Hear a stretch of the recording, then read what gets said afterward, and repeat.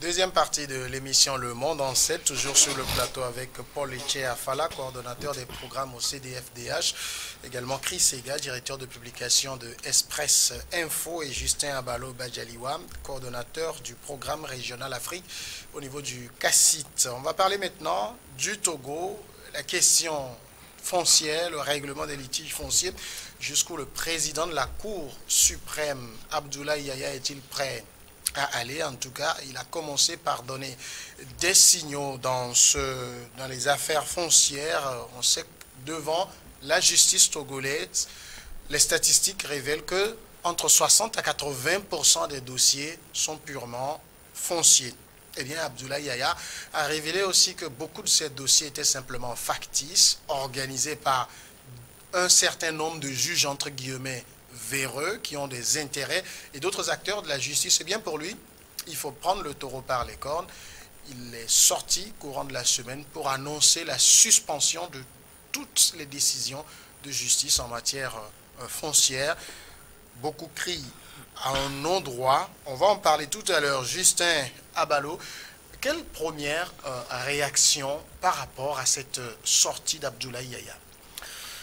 La toute première réaction que nous avons, c'est que nous disons tout simplement qu'aujourd'hui, les autorités togolaises, surtout les autorités judiciaires, et lorsque on voit le président de la Cour suprême monter au créneau par cette de communication, cela montre tout simplement que tout ce que les citoyens évoquent de façon silencieuse, officieuse, sur certaines situations, la situation de l'indépendance de la justice est un vrai problème.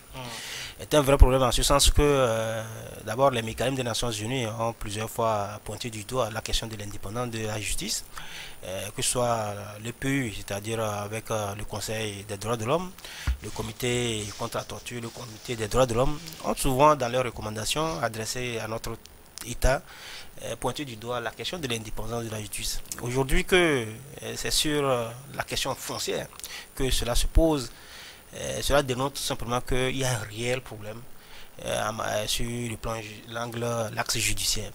Et un sentiment d'abord de satisfaction, mais c'est de dire que aujourd'hui tous ces problèmes que les populations connaissent sont connus. Les autorités savent qu'il y a quelque chose qui se passe, mais il n'y a jamais eu de ces déclarations.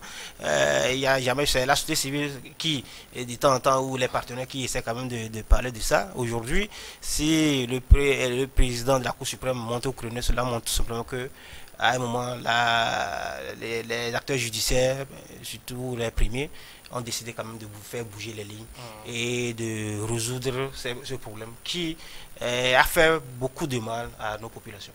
Paul Afala, vous avez le même sentiment qu'il y a un réveil de l'autorité, surtout judiciaire, sur ces questions foncières?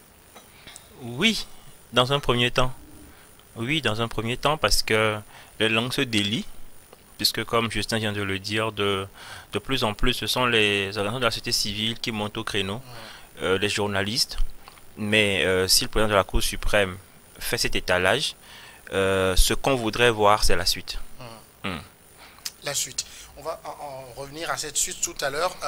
Je suis en train de lire ici sur ma tablette un titre du journal Focus Info cette semaine.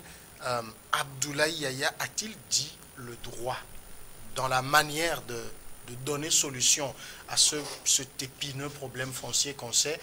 Est-ce que le process que Abdoulaye Yaya utilise est du droit? Oui, vous savez, je crois que j'ai eu écho de ce que notre confrère a écrit. Je crois que Abdoulaye Yaya a fait recours à une disposition, à des dispositions de la loi pour faire sa sortie. Et il a cité des articles, il a cité très précisément des articles. Mais Abdoulaye, il était revenu plus tard, je crois, dans une interview pour dire qu'il suspend l'exécution. Oui. Ces déclarations ne portent pas sur les articles, c'est-à-dire l'exploitation même des articles, mais seulement c'est l'exécution des décisions.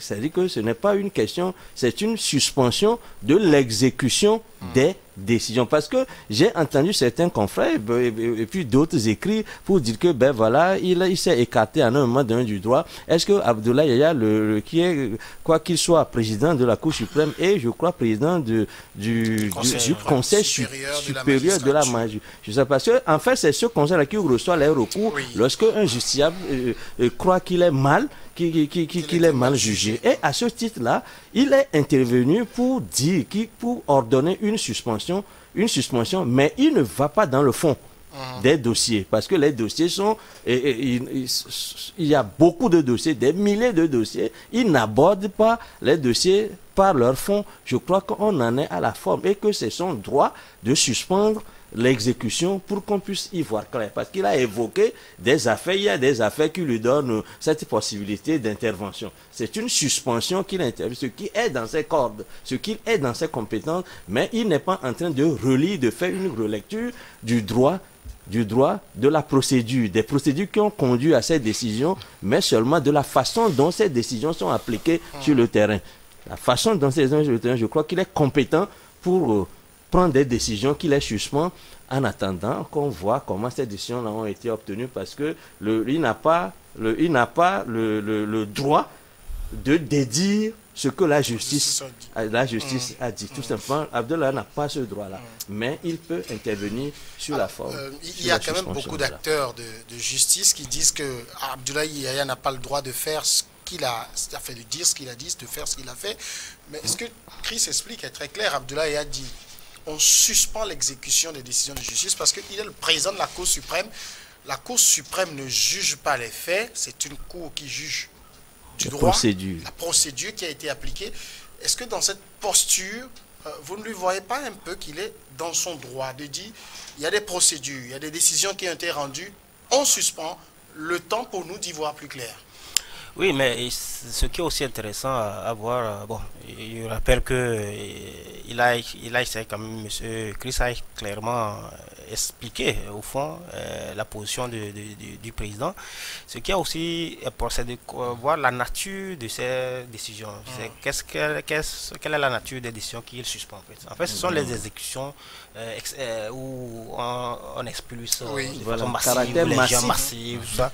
Je vais vous permettre de relire tout cela. Il dit: toute expulsion forcée, massive, toute démolition d'immeubles, quelle que soit leur envergure, et tout déguerpissement massif de population ordonnée par décision de justice sont suspendus jusqu'à nouvel ordre dans les deux ressorts, dans les cours d'appel du Togo, c'est-à-dire sur toute l'étendue du territoire. C'est là où je voulais en venir. Je pense que ça a une portée très très importante.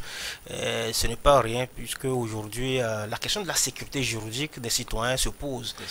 Imagine quelqu'un qui a fait un prêt de 10 millions, 15 millions, il construit un immeuble, et après tout on vient le faire savoir que non, c'est pas, on doit l'expulser. Mais vous voyez, et avec le salaire que les Togolais gagnent, tu fais un prêt, des débarquent, qui démolissent. Et des gens débarquent, démolissent. Je pense que ça porte des conséquences préjudicieuses très très importantes à nos concitoyens.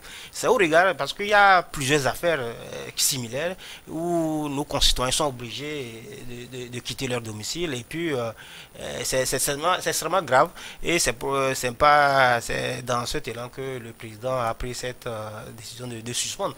S'il dit suspendre, je pense que c'est pour essayer quand même de voir au fond quelles sont les implications nécessaires pour essayer de venir à bout. Les implications sociales, économiques, dans tout ça là. Donc l'État est là aussi, l'État est là pour protéger tous les citoyens, et c'est aussi leur rôle de veiller à ce que les décisions soient bien exécutées et que justice soit véritablement faite aux concitoyens, parce qu'aujourd'hui beaucoup de concitoyens n'ont pas confiance vraiment à notre justice, et il a pointé du doigt effectivement certains magistrats qui sont à l'origine d'ailleurs de toute cette manipulation et de tous ces problèmes que nos concitoyens, les citoyens connaissent.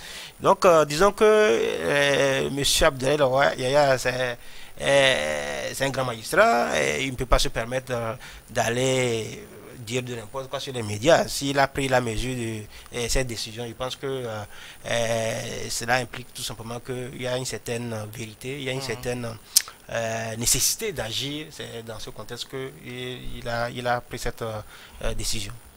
Ici, c'est vrai que ce sont les acteurs de justice qui disent que non, Abdoulaye Yaya n'a pas le droit de prendre cette décision, mais on le rappelle, c'est le président de la Cour suprême.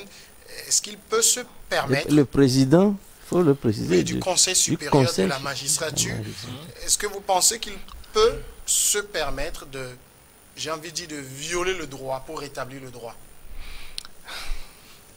Vous m'avez fait penser à un Béninois qui a dit que ce droit, nous allons le violer violemment. Non, je pense que comme les confrères l'ont dit précédemment, Abdoulaye Yaya, c'est un grand magistrat. Et il ne peut justement pas se permettre de venir dire n'importe quoi sur les médias. Je pense que son intervention à la suite pour préciser ses intentions était importante. Et donc, une fois que c'est fait, je pense que c'est assez clair pour tout le monde. Ce qu'il faut retenir, c'est lorsque certains disent qu'il n'a pas le droit de prendre cette décision, je pense qu'il n'est pas en train de juger, de prendre la décision de juger les affaires, d'annuler même les affaires. Voilà. En fait. Ici, c'est vraiment une suspension. Et cette pratique, dans la jurisprudence, dans le droit, ça existe. Il y a des ordonnances, des décisions qu'on peut... L'exécution des décisions. En fait, c'est l'exécution de certaines ordonnances qui demandent à démolir de façon massive certaines habitations et autres. Ils demandent juste la suspension. La suspension, autant... jusqu'à ce qu'on y voit clair. Et non l'annulation. Et non l'annulation. Donc, qui pourrait intervenir si éventuellement on dépulche les dossiers et on voit que c'est pas clair, la décision n'a pas été rendue conformément au droit, qu'il y a eu du non-droit, on pourrait annuler. Et là aussi, le droit prévoit. Oui. Le droit prévoit. Il y a des recours pour agir dans ce sens. Donc, que ce soit, si c'est une décision du tribunal ou bien de la cour d'appel, je pense qu'il y a toujours des recours pour essayer de voir au mieux ces situations. Au pire, je pense que la Cour suprême aussi est là aussi pour veiller à ce que le système judiciaire aussi, l'appareil judiciaire fonctionne très bien. Et c'est aussi de son droit de veiller à ce que les décisions de justice impactent aussi sur le plan, parce que la justice c'est un outil de développement.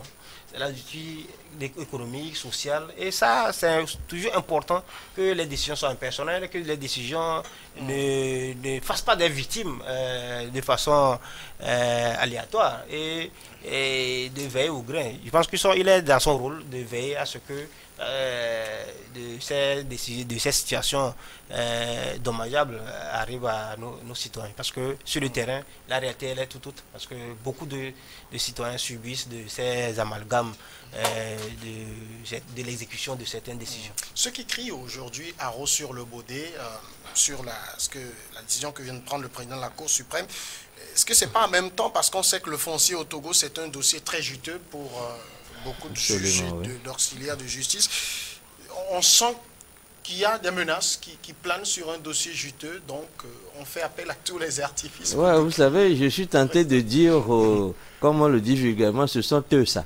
C'est-à-dire que lorsque ça se passe comme ça, on a l'impression, parce que ici on parle de suspension, et qui a peur de la suspension de l'exécution? Parce qu'on sait ce qui se passe par exemple dans un quartier de Lomé, lorsque tout un quartier est concerné par une démolition, menacé de démolition. Vous allez à Gbamakope, menacé de démolition. Vous allez à Sévier, notamment à l'entrée de Sévier, ce qui se passe là, c'est ahurissant. Et on sait comment le droit est dit, en général, je dois le dire, et au Togo, parce que... lorsque Abdoulaye Yaya dit, par exemple, certains juges, je crois qu'il a usé plutôt d'euphémisme, c'est-à-dire qu'il dit le peu pour envisager le général. Sinon, je crois que la justice est devenue une forme de tragédie qui se joue au Togo. Et je voudrais rappeler que ce ne sont pas les gens qui sont bien placés qui causent cette dérive-là au niveau de la justice. Ça atteint même la base. Le mal a atteint la racine parce que c'est des gens ordinaires, comme n'importe qui ayant des intérêts, parce que surtout sur les affaires foncières, parce qu'ils ont des terrains, des collectivités. Ce sont généralement ces gens-là qui proposent, par exemple, aux juges un certain nombre de lots, etc. Ce ne sont pas forcément les gens qui sont les bien placés qui cause les dérives là au niveau de la justice, c'est plutôt la masse. Et cela se joue à tous les niveaux. Moi, je reviens par exemple de l'intérieur du pays et ce qui s'est joué dans certains tribunaux, c'est ahurissant parce que le droit n'est pas tout simplement dit. Et généralement, la sortie de Abdoulaye, certains pensent que c'est dirigé contre ceux qui, des privilégiés ou bien des privilèges indûment acquis. Pas forcément. Lorsque vous vous rendez compte de la façon dont les exécutions des ordonnances de justice sont exécutées sur le terrain, vous allez vous rendre compte que ce n'est pas de cette façon que là, lorsque les gens se débarquent avec les gros bras, on ne sait même pas si les délais d'exécution des démolitions sont respectés. Je crois que c'est de ça qu'il est question. Est-ce que les délais donnés par la justice, ces délais-là sont respectés? Est-ce que la forme qui doit être donnée à la démolition ou bien au déguerpissement, ces formes-là sont appliquées? Je crois que c'est de cela qu'il est que si les gens sont dans les normes, ils n'ont pas à paniquer parce qu'il s'agit d'une suspension ou bien s'ils ne sont pas d'accord, ils n'ont qu'à peut-être attaquer cette décision-là d'une façon ou d'une autre. Mais il n'y a pas de raison de trembler parce qu'on a dit qu'on a suspendu l'application de telle ordonnance. Ce n'est pas la première fois que ça arrive. Mais on est allé, Abdoulaye est allé à cette décision parce que ça devient pratiquement une épidémie au Togo où les démolitions sont observées partout et surtout les démolitions massives. Lorsque ça se passe comme ça, c'est l'intérêt de la communauté qui est en jeu. La loi n'est pas contre la communauté, mais la loi est contre les délinquants. Il faut qu'on le précise. Si on ne dit pas, si on a l'impression que son action est dirigée contre certains. Non, mais il a dit, il faut que la justice fasse plutôt peur aux délinquants qu'aux justiciables ordinaires. Voilà. Alors, vous avez commencé par le rappeler aussi, parce qu'avant que Abdoulaye Yahya n'en vienne à cette décision de suspendre l'exécution des décisions, il a fait une première sortie où il a dressé, j'ai envie de dire, un réquisitoire peu reluisant de la justice togolaise. Et ça, quand c'est ce magistrat de ce rang qu'il dit, on n'a pas de raison de douter. Non, évidemment, on n'a pas de raison de douter lorsque M. Abdoulaye Yahya communique sur les désirata de notre justice, et tout le monde, tous les acteurs qui sont dans la chaîne pénale ou ceux qui sont confrontés, ou bien même les citoyens, en parlent. Beaucoup de personnes sont préoccupées par la justice togolaise. Et je rappelle qu'en 2013, le Haut Commissariat des Nations Unies avait publié un rapport sur l'administration de la justice togolaise.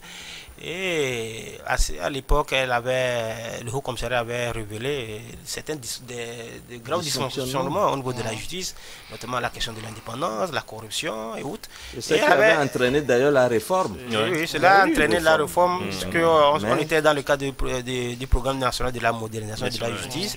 Cela a entraîné la réforme, on a revu le statut des magistrats, on a augmenté le salaire des magistrats, jusqu'à ce qu'aujourd'hui on soit ici. Donc, au-delà de tout, il y a aussi Afrobaromètre qui avait publié un sondage qui révèle clairement que la perception des Togolais sur la justice elle est très négative. Donc aujourd'hui, il y a une petite histoire que je peux vous raconter.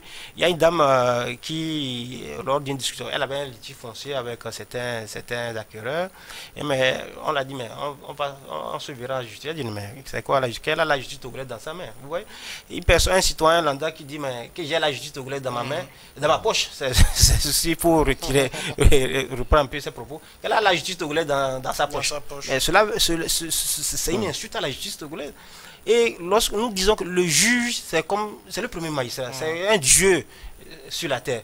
Il représente le magistrat, lorsqu'il porte sa tunique, c'est quelqu'un qui représente Dieu sur terre. Qui dit Dieu doit faire de la justice, doit faire en sorte que tout le monde il doit pouvoir mettre un certain équilibre, il doit pouvoir faire la justice, il doit pouvoir faire en sorte que les délinquants, surtout, aient peur à la justice. Alors qu'aujourd'hui, lorsqu'on essaie de voir tout ce qui se passe dans la justice, c'est que même il y a des délinquants qui travaillent bien avec certains magistrats et qui sont obligés quand même de leur donner de l'argent pour telle action, pour mettre la pression ici, par là. Mais on ne refuse pas. La pression, elle est de toutes parts. Il y a la pression familiale, il y a la pression des amis, la pression au niveau du boulot, lorsque vous êtes sur un dossier. Maintenant, le magistrat, avec sa formation, c'est important de faire la part des choses et d'aider le pays à avancer.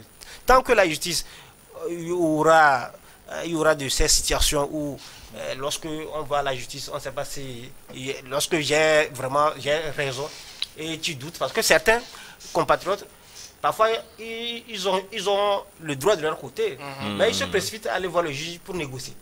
Pour que le juge fasse en sorte que alors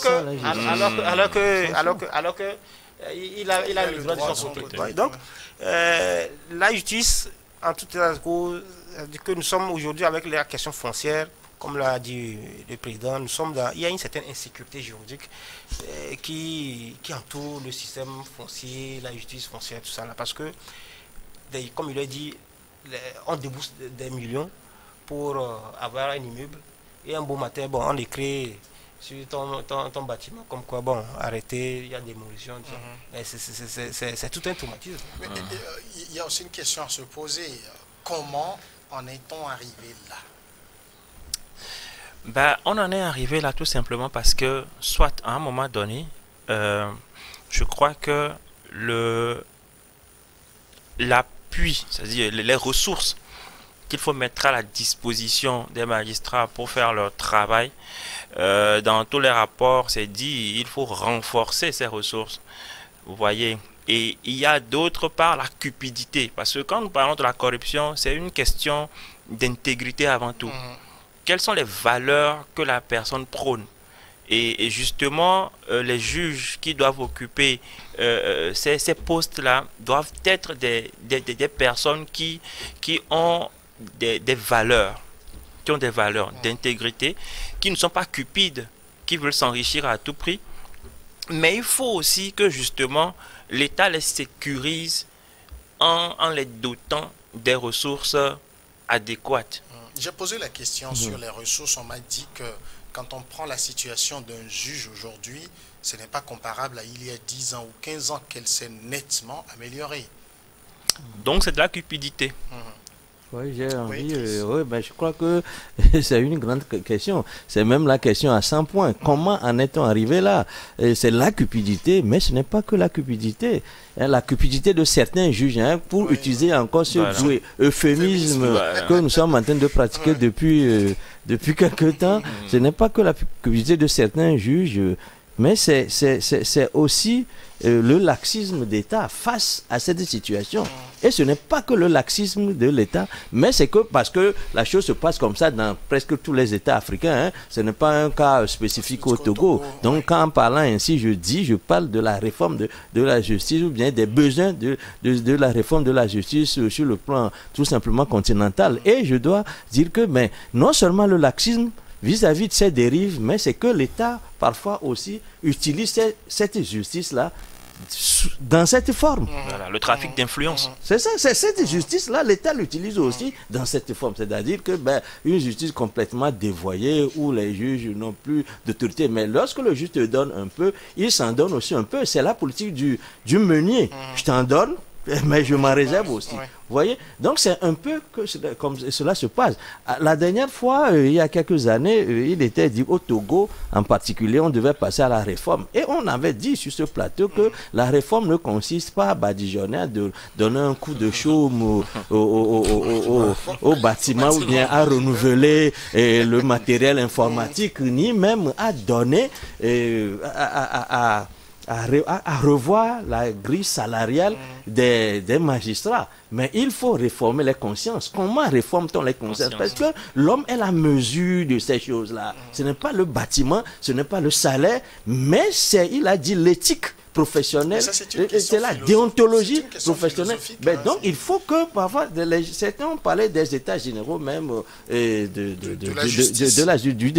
département. C'est qu'il faut mener une réflexion stratégique sur le sujet. C'est-à-dire qu'on ne peut pas se lever du jour au lendemain et dire qu'on va passer à la réforme sans qu'il y ait une philosophie derrière. C'est-à-dire c'est les hommes qu'il faut changer. On a beau changer les bâtiments, on a beau changer l'outil informatique, mais les gens qui sont là, qui ont pris du pli, parce qu'ils ont fait la même pratique pendant des décennies, ils ont pris du pli. Et ce n'est pas facile de déplier quelque chose sans laisser les traces. On a beau faire cette réforme dont on avait parlé, mais le mal est resté en l'état et même en pire aujourd'hui, de telle sorte que le président Yaya sorte. Et puis, ce dont on ne parle pas assez, c'est que est-ce que lui seul peut sortir comme ça sans qu'il y ait une volonté de l'État derrière? C'est là qu'il y a cette question aussi, parce qu'aujourd'hui, les gens ne parlent que de Abdoulaye. Abdoulaye Yaya, il est en relation avec les autres institutions. Et nous savons qu'aujourd'hui, il y a un gouvernement qui prône aussi ces réformes-là. Moi, je me pose des questions de savoir, est-ce que Abdoulaye Yaya, aussi puissant soit-il, comme président de l'Assemblée ou bien président de la Cour suprême, président du Conseil national de magistrature, peut venir jouer comme ça à la télé devant les Togolais si cela ne procède pas à une volonté politique. C'est là qu'il y a aussi cette question que moi je me pose. Moi, je voulais, comment on en est arrivé là, comme les collègues viennent de le dire, il y a aussi, c'est vrai, on a évoqué la question de l'émission, de bien l'utilisation par l'exécutif à un moment donné, de l'outil, de l'appareil judiciaire, pour essayer de rendre compte à certains acteurs. Et il y a aussi une réalité sur le terrain on ne voit pas très souvent. Je pense qu'il y a des paradigmes qu'il faut évoquer. D'abord, le processus de formation des magistrats. Pour moi, ça pose problème. C'est vrai, on lance le concours, et on recrute, on forme, et les gens sont sur le terrain. Mais arrivé sur le terrain, les résultats ne sont pas. Je rappelle que lorsqu'on parle de les juges au Togo, tous les juges ne sont pas dans cette dynamique. Il y a des magistrats qu'ils appellent des magistrats entre guillemets fous, qui font du droit que rien du droit. Ils font leur boulot comme ça se doit. Il y a d'autres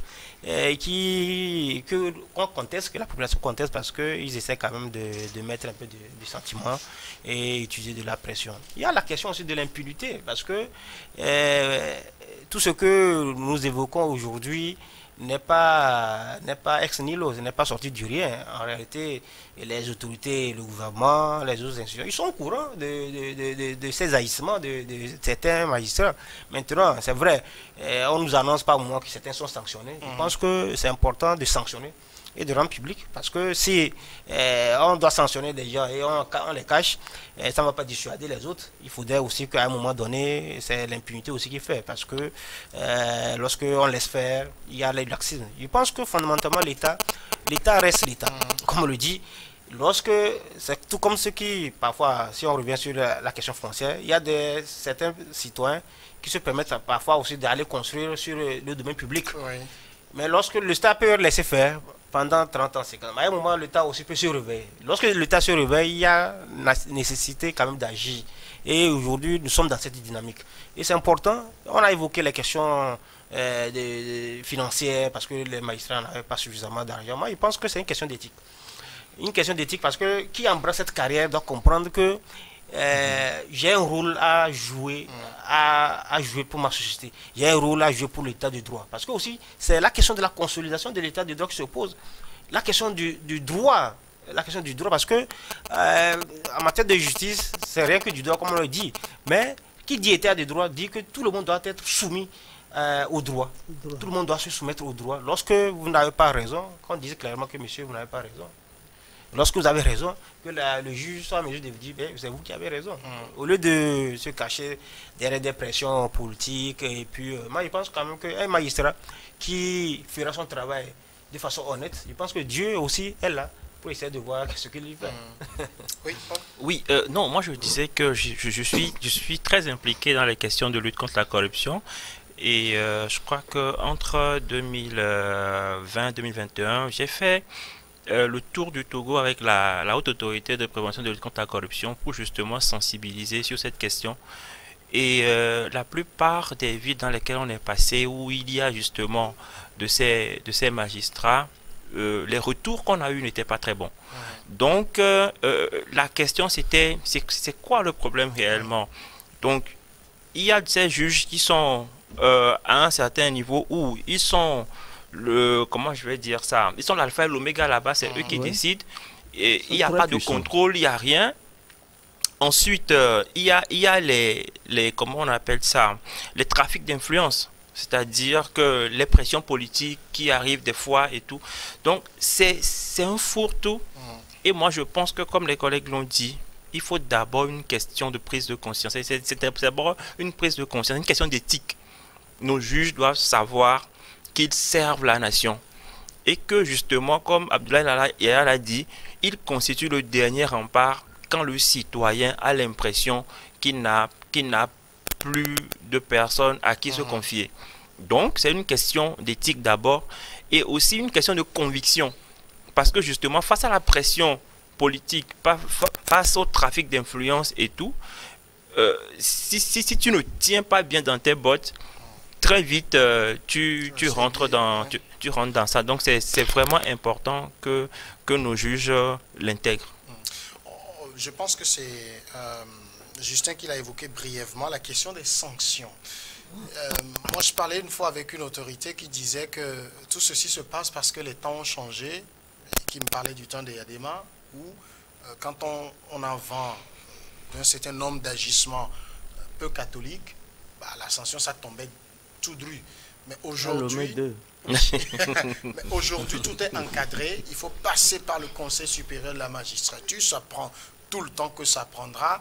Et finalement, on se demande, est-ce que c'est parce qu'il n'y a pas suffisamment, le mécanisme de sanction n'est pas très efficace? Oui, je crois que cela pose la question de surveillance. C'est-à-dire qu'une fois, mon frère l'a dit tout à l'heure, une fois que les juges ou les magistrats sont lâchés sur le terrain, quel est le suivi de la part de l'autorité publique? Parce que c'est comme les questions de justice ou bien questions d'exécution ou bien de la pratique de la justice, c'est aussi comme la démocratie. On a dit qu'il faut la veiller de la même façon vers la démocratie. De la même façon, il faut veiller aussi sur ceux qui ont des responsabilités du genre dans la société, parce que il a dit tout à l'heure, le juge, c'est comme ici, c'est comme un dieu. Lorsque vous avez tout perdu, vous ne perdez pas quand même le juge. Et puis c'est quelqu'un qui est censé être le dernier rempart contre le crime. Et là, vous dites que justement le crime se nourrit de l'impunité. Et il faut faire extrêmement attention. Lorsque le citoyen n'a plus de recours en matière de justice, je crois que ce citoyen-là est laissé à lui-même et parfois tendance à se rendre lui-même justice. Et le magistrat, lorsqu'il est, comme l'a dit mon frère Paul, le alpha et oméga, c'est que ça se remarque un peu partout, surtout à l'intérieur du pays. Aussi bien qu'à l'intérieur du pays. Surtout à l'intérieur du pays, les magistrats sont si forts qu'ils ont pratiquement le droit de vie ou de mort sur le citoyen. C'est-à-dire, ils décident surtout que les gens ne connaissent pas le minimum de droits, de leurs droits. Ils croient que tout est devoir. Et je crois que c'est dans cette eau-là que pataugent les juges vers eux. Et ces juges vers eux là, on en a. Et il se pose ici des questions de formation. Il faut qu'il y ait suivi. Il faut que l'autorité publique garde cette autorité-là qui lui permet d'influencer ces genres de situations. Mais lorsque l'autorité elle-même se fourvoie avec cette justice, parfois il lui est difficile de contraindre le juge à dire le droit. Parce qu'entre-temps, vous avez eu à flirter, etc. Lorsque vous êtes dans ce ménage... dans ce genre de ménage avec la justice, il vous est difficile de l'obliger, de punir les gens. Vous voyez? Bon, maintenant, il y a une question qui est posée, la question essentielle, jusqu'où ira Abdoulaye Yahya. On va revenir à ça tout à l'heure, ça fera l'objet de notre tour de table. Je reste sur la question des sanctions. Il y a quand même quelques sanctions qui sont prises, mais qui sont perçues par certains comme très timides. Je sais qu'il y a des déplacements de sièges, il y a des rétrogradations. C'est quoi? Il faut aller plus loin que ça? Oui, je rappelle qu'il y a des mécanismes déjà qui encadrent tout ce que nous évoquons en fait, les magistrats. Je pense qu'au niveau de chaque magistrat a sa hiérarchie. Lorsque vous prenez par exemple le tribunal, il y a le président du tribunal, le procureur de la République, la cour d'appel, le président de la cour d'appel, ainsi de suite, jusqu'à la Cour suprême. Je pense que à chaque niveau, il y a une certaine organisation. Qui dit, quand il y a cette organisation, c'est important que lorsque on constate, on a des allégations, des situations un peu hors droit, je pense qu'à ce niveau, au niveau de chaque hiérarchie, on doit pouvoir prendre des sanctions. Il y a aussi l'inspection des services juridictionnels et pénitentiaires, qui est un organe qui est aussi là pour essayer de suivre le travail des magistrats et de veiller à ce que... Est-ce que cette structure fonctionne toujours? Il y a le Conseil supérieur de la Cour suprême. Je pense qu'aujourd'hui, on ne manque pas d'institutions ou bien de mécanismes qui est chargé de suivre le travail des magistrats. Maintenant, la question qui se pose, est-ce que ces mécanismes font leur travail? Je pense qu'avec le président de la Cour suprême, on commence pas à sentir un déclic. Comme un homme politique le disait, les lignes ne commencent pas à bouger. Nous estimons tout simplement que c'est un point de départ qu'il faut soutenir, un point de départ qu'il faut activer. Par rapport aux sanctions, c'est vrai, ces sanctions, généralement, ne sont pas rendues publiques, malheureusement. C'est qu'il y a des sanctions, il y a un magistrat qui a été sanctionné, il a été suspendu pour 3 ans, par exemple. Je pense qu'après avoir fait les 3 ans, il a refusé quand même de prendre fonction. Ça, c'est un exemple. Je pense qu'il y en a des sanctions, mais aujourd'hui, la question qui se pose, est-ce qu'il faut rendre publiques ces sanctions? Parce que lorsqu'on rend aussi publiques ces sanctions, c'est l'entourage qui est touché, l'entourage qui est taché, et bon, on ne sait pas pourquoi ça peut être dissuasif. Je pense que l'autorité doit pouvoir aller plus loin. Il faut nécessairement faire le contrôle, il faut faire en sorte quand même qu'il y a cette obligation de résultat en termes de rendre le droit, de faire en sorte que la justice soit perdue. Parce que tant que les citoyens n'auront pas confiance à cette justice, tout le monde va se permettre de faire de n'importe quoi. Certains aujourd'hui, lorsqu'ils n'ont plus confiance à cette justice, ils s'occupent, lorsqu'ils arrêtent les voleurs, par exemple, comme on le dit, c'est la vérité populaire. D'autres sont obligés d'aller devant la Cour de justice, la CEDEAO, pour avoir justice, comme le cas des décisions que nous avons on a obtenu des décisions, donc, dont une dame qui a été victime de torture en 2017. L'État togolais est condamné à la verser 30 millions de francs CFA. Il y a aussi une seconde décision d'un ancien militaire dont l'État aussi a été condamné à lui verser 40 millions de francs CFA. Tous ces acteurs, parce qu'ils ont déjà... C'est des gens qui ont porté plainte au plan national. De l'État, c'est l'argent à nous tous. C'est des personnes qui ont porté plainte devant nos juridictions nationales et qui n'ont pas eu gain de cause. Les magistrats qui ont... C'est des dossiers, des plaintes avec constitution de partie civile. Malheureusement, aucun juge, le juge qui était chargé de faire le dossier n'a jamais instruit ces dossiers depuis 2016. On est obligé d'aller se porter devant la cour communautaire qui aujourd'hui rend justice alors que c'est ce que devait faire notre justice. Donc il y a un travail à faire. Il y a aussi de la sensibilisation de mon point de vue, si on doit revenir sur... Justement, vous parlez de cet aspect, moi c'est l'une des questions. Est-ce que la société civile fait suffisamment le travail qu'elle doit faire sur ces questions-là? Oui, je crois, à mon avis, la société civile fait sa part. Mais il faut aussi ne pas perdre de vue que c'est une question de moyens et de ressources. Je le disais par exemple que moi j'ai été associé à une campagne de sensibilisation nationale que la haute autorité de prévention a lancée. Et ça nous a permis de passer dans toutes les préfectures du Togo. Et on a rencontré justement les acteurs de l'administration, de la société civile et du secteur privé pour leur apporter le message, les sensibiliser sur les textes, les sanctions, ce que prévoit le code pénal, ce qu'il faut faire, ce qu'il ne faut pas faire. Et j'avoue que à beaucoup d'endroits, surtout dans le fin fond, il y a plein de personnes qui ne sont même pas au courant qu'il existe des tests, que nos textes prévoient des sanctions, qu'ils ont des droits et tout. Donc ça a permis justement d'éveiller un certain nombre de consciences. Mais je pense que de telles actions doivent se multiplier. Et pour ça, justement, il faut des ressources également. Justement, donc, voilà. La question des ressources revient. On vient maintenant à notre question principale. Chris Sega, jusqu'où M. Yaya peut-il aller? Voilà, c'est que je crois que c'est la question est essentielle parce que pour aller loin, ça ne dépendra pas que de lui-même parce qu'il incarne d'abord une institution. Il faut qu'il ait avec lui la force, toute la force de cette institution, c'est-à-dire des gens crédibles de cette institution qui l'accompagne. Déjà, vous avez constaté que au niveau même de la justice ordinaire, des voix, certains magistrats qui s'élèvent contre la chose disent que est-ce qu'il a dit il n'a pas dit le droit, etc. etc. Je crois que cela dépendra de lui, de cette institution, mais cela ne dépendra pas que de cette institution qu'il incarne, cela dépendra aussi de la volonté politique que l'État affiche, c'est-à-dire le gouvernement affiche, parce que c'est un domaine, le domaine de justice est un domaine sensible, c'est-à-dire qu'une seule personne ne peut pas faire aboutir une réforme dans cette matière-là. Il faut qu'il y ait une volonté politique qui l'accompagne. Il faut que cette volonté-là le soutien lui soit manifesté de la part du gouvernement togolais qui reconnaît en cette procédure qu'il a enclenchée une procédure fondatrice d'un nouveau devenir de la justice togolaise. Parce qu'aujourd'hui, le citoyen ordinaire, sinon le citoyen tout simplement a perdu confiance en cette justice-là, il faut le dire. Nous, journalistes, on doit être le porte-parole de ces gens-là qui ne viennent pas ici parler, qui n'ont pas accès aux antennes. Et quand nous, on a ces chances-là, il faut le dire. Et je disais tout à l'heure que j'ai fait un tour à l'intérieur sur les radios communautaires à l'intérieur. On a constaté qu'il y a un engouement.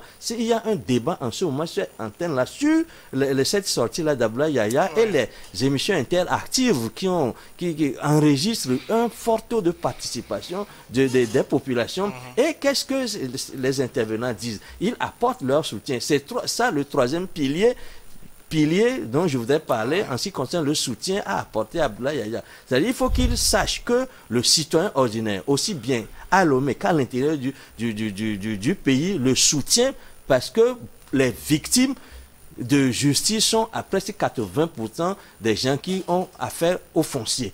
Voilà, si on dit que les affaires qu'on traite, les tribunaux traitent ou bien les cours d'appel traitent, c'est 60. Sinon, moi, j'ai entendu dire sur les statistiques que c'est 80%, tout simplement. Donc, ça voudra dire qu'on va avoir 80% de victimes de la justice, de ceux qui sont traduits en justice. C'est comme ça que moi, je vois la chose. Donc, il a le soutien des gens ordinaires, parce que qui sont généralement victimes, qui ne connaissent pas leurs droits. Donc, nous, on ne peut que l'encourager. Et nous estimons que s'il a le soutien de l'État, dont il est l'émanation, dont son institution est l'émanation, il peut aller loin.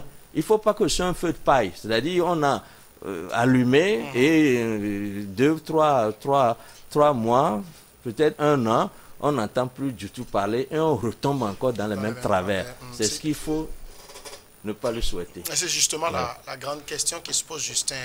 Est-ce que ça va durer? Est-ce que finalement, le juge Yaya va réussir à débarrasser cette justice de tout ce que nous venons de dire? Oui, il faut dire tout simplement que dans tous les cas, on se félicite de ces initiatives qu'il a prises. C'est déjà un pas, mais maintenant, comme on l'a dit, tout le monde l'attend au carrefour des réussites, c'est-à-dire là où il va, au moment où il va faire le bilan, on saura que effectivement les lignes bougent. Mais fondamentalement, il ne faut pas qu'on se leurre. Le système judiciaire, les problèmes que nous relevons au niveau du système judiciaire sont immenses. Et cette question de l'indépendance de la justice, le bon fonctionnement de la justice a beaucoup d'implications. C'est vrai, l'État togolais a mis beaucoup de moyens avec ses partenaires pour la modernisation de la justice. Mais malheureusement, 10 ans après, bon, c'est pas, le citoyen se plaint. Si le citoyen se plaint, cela veut dire que les résultats ne sont pas au rendez-vous. Maintenant, c'est qu'on doit être dans une dynamique de patience un peu. Moi, je pense qu'il faut être réaliste, il faut être assez patient pour se dire que ça doit être un long processus. Ce n'est pas gagné dans 2 ans, dans 5 ans, mais on peut gagner des coups à un moment donné sur certains aspects.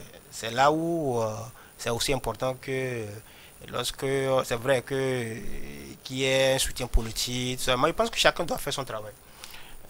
Parce qu'à un moment, c'est vrai, il faut éviter que l'exécutif s'émisse de trop pour qu'on dise peut-être que il y a trop de la pression de l'exécutif. Je pense que chaque magistrat, avant de commencer par travail, je pense qu'il prête serment. Ouais. Lorsqu'on prête serment, je pense que ce n'est pas rien. C'est sacré. Qui dit sacré, cela veut dire qu'il y a des principes sur lesquels on ne doit pas badiner. On ne doit pas s'amuser avec la vie des concitoyens. On ne doit pas s'amuser avec les pressions des amis et pouvoir faire le droit. Je pense que chaque magistrat doit se dire, comme il l'a dit, il est un Dieu sur terre qui représente. Moi, parfois, il y a envie de dire, mais imaginez lorsque vous ne dites pas du droit. Imaginez si c'était votre frère qui était dans le cas. Comment est-ce que vous allez réagir? Je pense fondamentalement, il faut commencer par éduquer, il faut commencer par sensibiliser. Il faut aussi rassurer aussi les magistrats, parce qu'il y a des magistrats, certains magistrats, lorsque vous les écoutez, vous les approchez, ils disent, ils reçoivent la pression du haut, ils ne savent pas comment ça se passe, ainsi de suite. Sous certains magistrats, lorsqu'ils essaient quand même de dire le droit, comme en Asie, en Amérique latine, dans les pays où il y a la question de la drogue, parfois ils sont assassinés, ils sont tués, ainsi de suite. Chez nous, ce n'est pas tellement le cas, mais ce qui revient constamment, c'est que ce sont des pressions qu'ils reçoivent. Mais je pense qu'il faut rester zen, il faut faire son travail comme ça se doit. Je pense que l'histoire aussi retiendra que vous avez fait du droit, que vous avez dit le droit, et que, bon, à un moment, ceux qui ont plus de force vous ont dépassé. Alors, on a vu, il y a Abdoulaye Yaya, mais il y a aussi derrière, et on ne l'a pas évoqué pendant cette émission, un certain nombre de notes du ministériel qui sont sorties sur le même sujet, par exemple, les mentions cessation des travaux et tout, il faut les arrêter. C'est qu'il faut lire derrière aussi une certaine, comme le disait Chris Ega, volonté politique d'assainir ce secteur. Oui, une volonté politique, mais s'assurer de discuter en amont avec les acteurs, c'est-à-dire les juges. Parce que vous savez, quand nous nous référons aux deux notes circulaires qui sont sorties provenant du ministre de la Justice, je crois que c'était hier, il y a l'Union des syndicats, l'USIMAT, qui a envoyé une correspondance au ministre lui demandant justement de rapporter cette deux notes, parce que justement ils estiment qu'il y a une intrusion de l'exécutif dans le judiciaire. Et justement, quand vous prenez les recommandations du Comité des droits de l'homme publiées cette année, il y a un aspect où le comité justement est préoccupé du fait que il y a des ingérences de l'exécutif dans le judiciaire qui fait que l'indépendance même de la justice est remise en cause. Donc pour moi, l'appui du politique, oui, mais en amont, il faut s'assurer vraiment que la communication passe, qu'on s'assure qu'on est d'accord sur les éléments avant de les faire sortir pour que justement il n'y ait pas de ces retours en arrière. Quand on prend également l'ordonnance que le gouvernement a pris pour régir par exemple pour régir la gestion de la Covid, cette ordonnance est rentrée en exécution. Il y a des notes qui ont commencé à sortir, interdire l'accès d'un certain nombre de bâtiments sur présentation du pass avant que la Cour constitutionnelle ne donne son avis aujourd'hui. Donc ça veut dire que des fois, on se précipite, on ne prend pas le temps, voilà, on met la charrue devant les bœufs. Donc moi je pense que jusqu'où ira Abdoulaye Yaya, notre espoir c'est qu'il réussisse en comptant sur l'appui du politique, c'est-à-dire la volonté politique, en comptant sur la société civile, parce que la société civile fait beaucoup. Nous, par exemple, on a entamé un programme corruption et droits de l'homme avec l'appui du Centre pour les droits civils et politiques et l'OMCT, qui justement vont accompagner le secteur de la justice et un certain nombre d'acteurs dans ce domaine. Donc pour moi, il réussira. Notre espoir, c'est que ça aille. Merci. Justin Abalo Bajaliwa, merci également. Merci à tous de nous avoir suivis. On se retrouve la semaine prochaine.